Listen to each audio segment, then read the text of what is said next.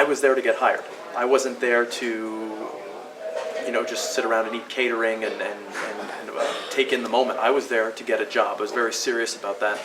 And I was there with, there were 6 others, if I'm not mistaken, one of which is Sami Zayn today.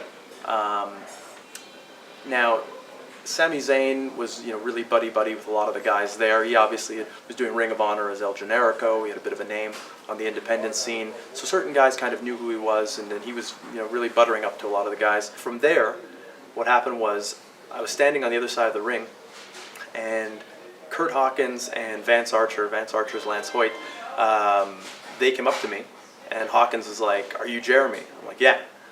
And he said, "We're wrestling you tonight on Smackdown." And I'm like, "Okay."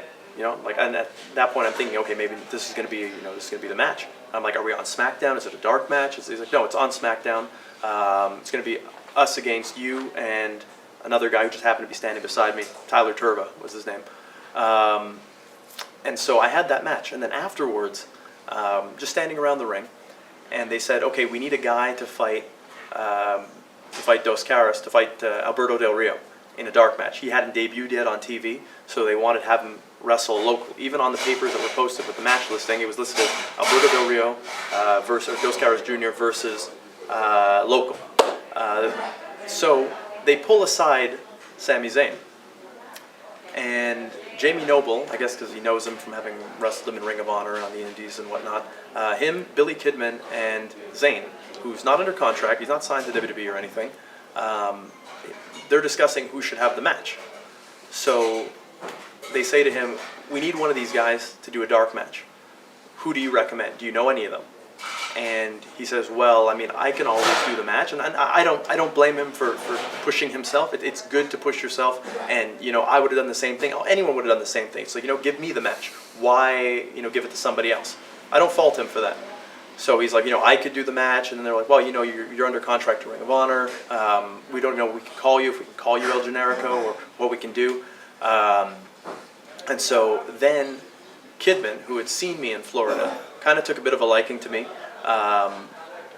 And he said, "How about Jeremy?" And that's when Zane proceeded to essentially bury me to the officials. He had said, "Oh, I don't know about him. I don't know him too well," despite the fact that I've had many conversations with him. We even wrestled. You got him booked in Great North Wrestling once, I recall, as well. I did get him booked in Great North Wrestling. That's true. Yeah. As well as the fact that we had wrestled each other, and I had no personal animus towards him whatsoever. So it came as kind of surprising that he was like, "Well, I don't know him that well.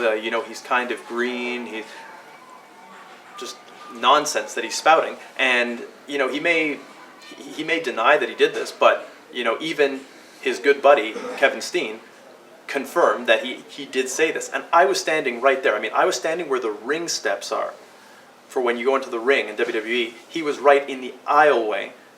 Everyone's kind of looking away, kind of playing this game of like, well, they're talking about us, but we're not going to look at them. Not me. I didn't really care. I'm looking right at him as he's saying this. I'm as close to him. I'm probably about, I'd say, 5 feet from where he's standing and looking at the discussion like, "Okay, what are you going to say about me? What are you going to say about me?"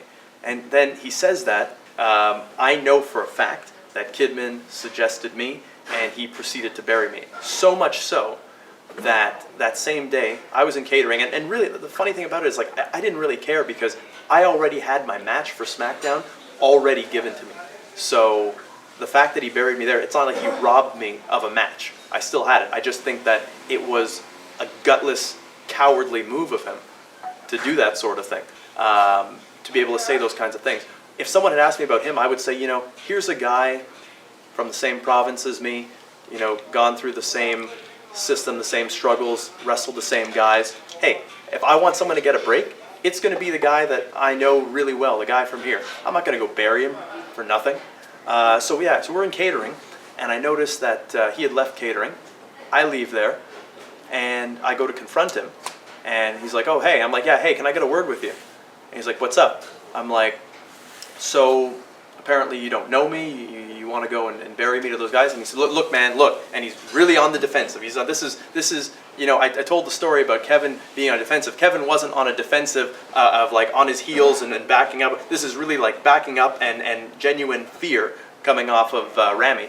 And he's like, look, man, I wasn't trying to do, I was trying to push me, okay? I was trying to push me. I wanted the match. You know, I did what I had to do. And, you know, and it's funny because people, they'll talk about him, and I don't know if they're just charmed by the character that he plays. You know, El Generico was always a charming character that he played. Now with Sami Zayn and everything, he comes out skipping and happy and this and that. But no, he's a real backstabbing coward is what he is. I'm not going to add any kind of vulgarity into this. I'm not going to stoop to that level. But very much what he did there was gutless and cowardly.